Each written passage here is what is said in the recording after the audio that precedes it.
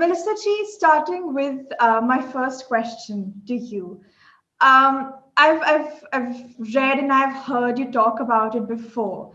You have described the Hindu genocide as the biggest and longest genocide on earth.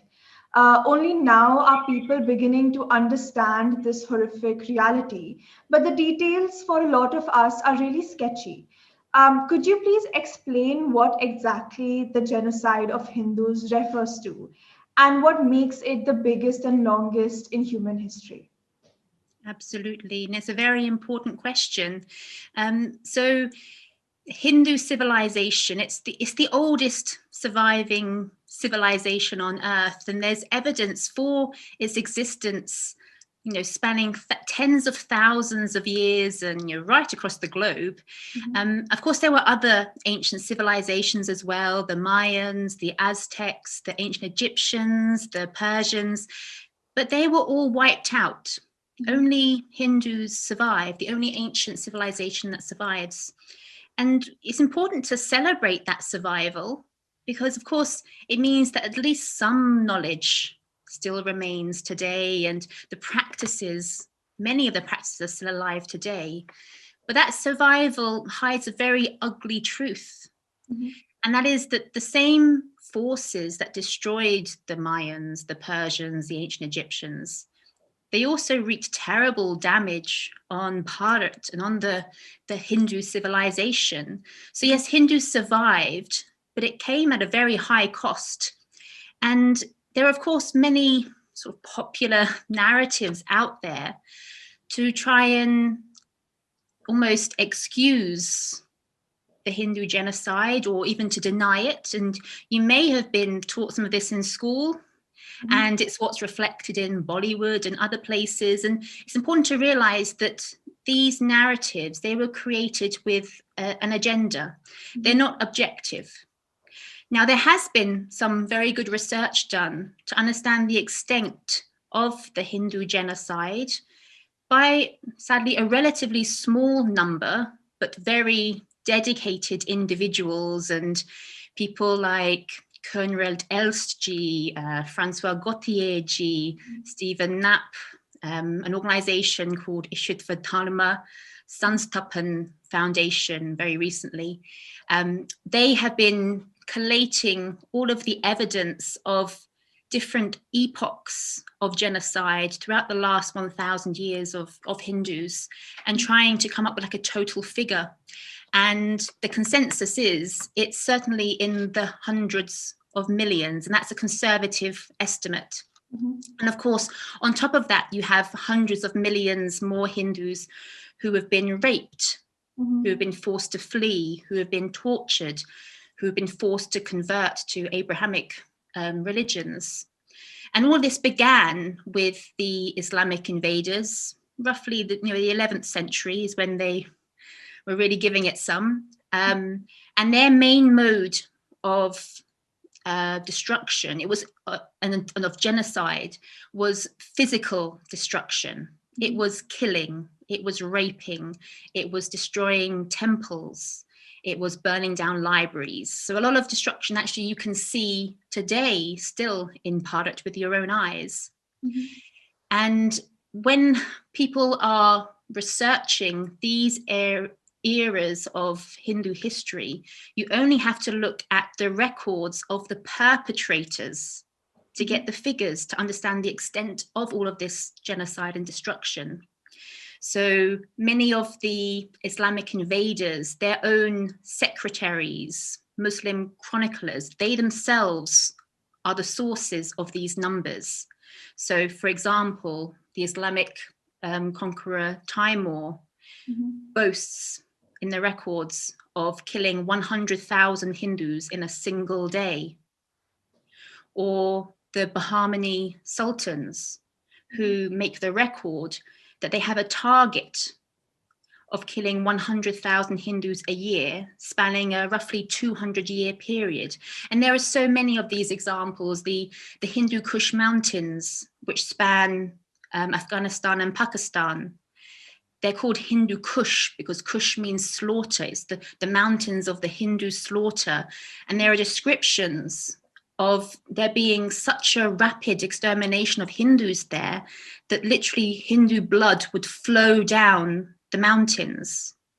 So the extent of the genocide in these periods caused by these Islamic invaders, it's completely undeniable, and it's very, very massive. But it's important to realize that Hindus, they fought back really valiantly. And in that way, actually, Bharat is quite unique, because of all the countries that Islam tried to establish as a caliphate, to create an Islamic state, it didn't succeed in Bharat because the Hindus were so brave. And there are so many inspirational Hindus that we can be, as we grow up, to inspire us to become brave Hindus as well. And even in the 1600s, the Hindus, they fought back, and also the Sikhs, they fought back so strongly that actually the threat from the Islamists was really quite quelled, under the people such as Chhatrapati Shivaji and such. But unfortunately, that period was relatively short, because it really wasn't long until the next set of invaders came in, the European colonizers. And yes, they again had an Abrahamic agenda, but their agenda was also economic. And the evidence shows that at least tens of millions of Hindus were killed by the British through the Portuguese Inquisition, the British labor camps, the different famines that were caused by Churchill, firing on peaceful protesting women and children, and then massacres by the Muslim League under the British watch. So the Noakhali massacre, the Mopla massacre, Direct Action Day. So certainly, a lot of blood, Hindu blood, was spilled by the British. But it's important to realize that genocide isn't necessarily just about physical killing, because the Merriam-Webster dictionary definition of genocide is it's the destruction and the deliberate and systematic destruction of a racial, political, or cultural group. So it's not just about killing. You can destroy a cultural group in other ways. For example, cultural genocide. And this is where the European colonizers were very cunning and actually very effective in enacting genocide, not necessarily just through killing. So things like not just destroying temples, but taking control of temples and siphoning off their wealth, completely de-warriorizing or removing the Kshatriya tradition from Hindus by outlawing martial arts such as Kalaripayattu, replacing the really effective and holistic Bharatiya education system with a very biased anti-Hindu British education system, and also misinterpreting and deliberately mistranslating the Hindu Shastras to inject lies into the very literature of Hindu faith. So they were very effective at this cultural genocide as well as physical killings. And of course, this genocide, it's continuing. We're 72 years into India's independence now, but we still see this genocide carrying on. So since becoming independent, obviously the Hindus trapped in the neighboring countries, the Islamic State countries, Pakistan, Bangladesh, they have really faced some terrible, terrible existence, very harrowing accounts. In Bangladesh, 22% of the population were Hindus in 1951, but today that figure's more like 8%. In just the 1971 Bangladesh genocide that was committed by Pakistan, we know the figure of 3 million were killed. But what people don't realize is that nearly 85% of those 3 million killed were Hindus. even though actually Hindus only accounted for 19% of the population in Bangladesh at that time.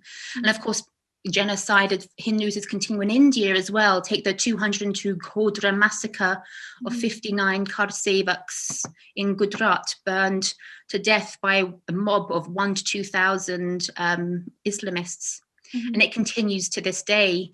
So hardly a day goes by where you don't hear about a village in Bangladesh of Hindus being burnt down, or of a young Hindu girl in Pakistan being abducted and forced to marry a man 3 times her age of a different religion, or a Hindu in India being shot and stabbed, all for being Hindus.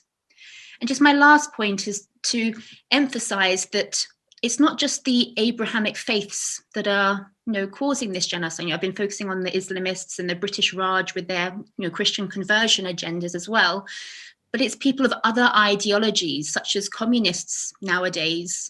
And that's how the Hindu genocide is quite different from genocides of other communities, such as the Jews in Rwanda, in Armenia, because there the perpetrator was generally more of a singular group. Whereas here, when we have the Hindu genocide, there's a collaboration of many different disparate groups, each wanting their final goal of global domination, but collaborating to pick off what they see as the easiest target, which are Hindus. And, if you can bring 100 billion Hindus and convert them to support your ideology or your religion, just imagine how they each become so much more powerful. Right. Thank you so much for putting these facts in place for us, Melissa ji. And it's really insightful to understand it this way. Namaste. We hope you enjoyed this Chitti Media content. Please remember to subscribe to us and switch on the notifications for this channel. For our other social media links, more content, and to support our work, please visit citti.net. Dhanyavad. Namaskar.